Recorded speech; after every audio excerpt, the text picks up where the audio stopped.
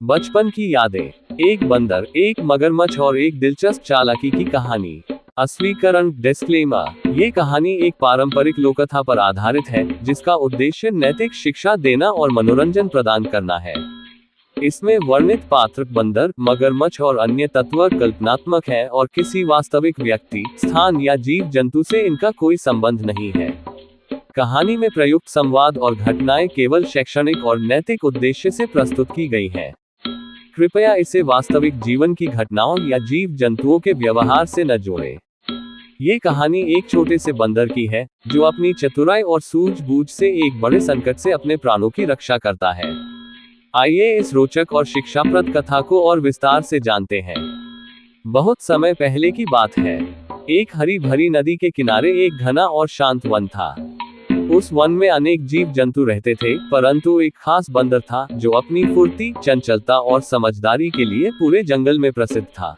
वह बंदर दिन भर पेड़ों पर उछलता कूदता, मीठे फल खाता और नदी के तट पर आकर शांति से विश्राम करता।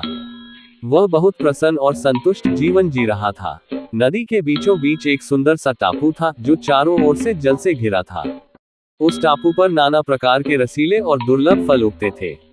बंदर को जब भी कुछ अलग स्वाद का मन होता, वह चट्टानों के सहारे उस टापू तक छलांग मारते हुए पहुंच जाता और वहां जी भरकर स्वादिष्ट फलों का आनंद उठाता। टापू और तट के बीच में एक बड़ी चट्टान थी, जो दोनों के बीच एक पड़ाव की तरह थी। बंदर पहले उस चट्टान पर पहुंचता, फिर वहां से अगले छलांग में टापू पर उतरता। नदी में एक जोड़ा मगरमच्छ भी रहता था। नर और मादा दोनों कई वर्षों से वहां के निवासी थे। मादा मगरमच्छ आलसी स्वभाव की थी, लेकिन अत्यंत लालची और चालाक भी।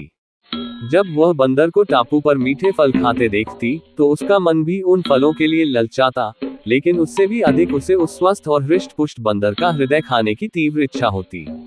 वह सोचती, अगर इसका हृदय इतना स्वादिष्ट फलों से भरा है, तो वह कितना मीठा और रसीला होगा। एक दिन मादा मगरमच्छ ने अपने पति से कहा, प्रिया, अगर तुम सच में मुझसे प्रेम करते हो, तो मुझे उस बंदर का हृदय ला कर दो। मैं उसे खाकर तृप्त हो जाऊंगी। ये सुनकर नर मगरमच्छ असमंजस में पड़ गया। वह जानता था कि बंदर बहुत चालाक और फुर्तीला है, लेकिन पत्नी के आग्रह को वह टाल नहीं सका। उसने योजना बनाई कि जैसे ही बंदर टापू से लौटेगा, वह उसे बीच की चट्टान पर पकड़ लेगा। अगले दिन जब बंदर टापू पर फलों का आनंद लेने गया, मगरमच्छ चुपचाप चट्टान के नीचे के हिस्से पर आकर लेट गया, ताकि बंदर जब लौटे तो उसे पकड़ सके। शाम होने पर बंदर जब लौटने लगा, तो उसने चट्टान को ध्यान से देखा। उसे उसकी आकृति कुछ अजीब सी लगी। उसने मन में सोचा, ये चट्टान तो रोज की तरह नहीं दिख रही है, जरूर कुछ गड़बड़ है। वो सतर्क हो गया। तथ्य की पुष्टि करने के लिए उसने बुद्धिमानी से काम लिया। उसने चट्टान की ओर झुककर कहा, हे चट्टान मित्र, तुम आज बहुत शांत हो। रोज तो तुम मेरा अभिवादन स्वीकार करते हो, आज क्या हुआ? ये सुनकर मगरमच्छ भ्रम में पड़ गया। उसने सोचा, शायद ये बंदर और चट्टान रोज बातें करते हैं। वो तुरंत स्वर बदल कर बोला, नमस्ते बंदर मित्र। बस यही सुनते ही बंदर समझ गया कि यह चट्टान नहीं, कोई धोखेबाज है। बंदर वहीं ठहर सकता था, परंतु वह जानता था कि टापू पर उसके भोजन का साधन सीमित था। उसे अपने जीवन निर्वाह के लिए वापस जंगल में जाना ही था। अब उसे किसी उपाय से उस मगरमच्छ से बचकर निकलना था। उसने तुरंत एक योजना बनाई। वह मगरमच्छ से बोला, अरे मित्र, तुम तो बहुत चालाक निकले। मुझे झांसा देने आए हो। खैर, अगर तुम्हारी पत्नी को मेरा हृदय चाहिए, तो मैं तो प्रसन्नता से दे दूंगा। लेकिन एक समस्या है, मैंने अपना हृदय तो टापू के एक वृक्ष पर रख छोड़ा है।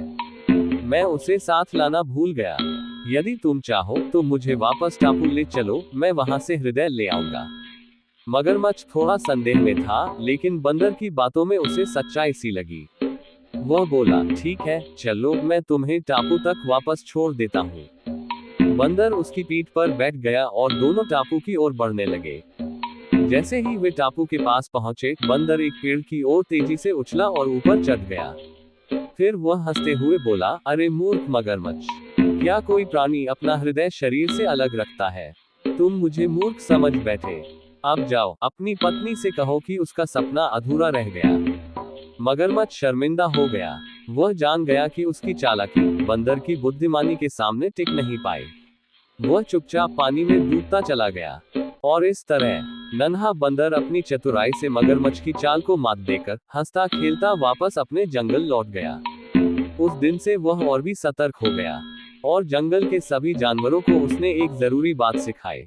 अगर हो दिमाग ठंडा और सोच हो तेज, तो सबसे बड़ा खतरा भी बन जाएगा खेल। अब आपकी बारी। अगर आपको यह मजेदार और सीख भरी कहानी पसंद आए हो तो लाइक जरूर करें, सब्सक्राइब करें नई कहानियों के लिए, शेयर करें अपने दोस्तों और बच्चों के साथ, और नीचे कमेंट करें आपको कहानी का कौन सा हिस्सा सबसे अच्छा लगा। चलते चलते याद रखें, हर कहानी एक सीख होती है और हर बच्चा एक चतुर बंदर बन सकता है। सीख, इस कहानी से हमें ये सीखने को मिलता है कि संकट की घड़ी में घबराना नहीं चाहिए। सूझबूझ और बुद्धिमानी से हर कठिनाई का समाधान निकाला जा सकता है। चतुराई और संयम ही सच्चे बल होते हैं।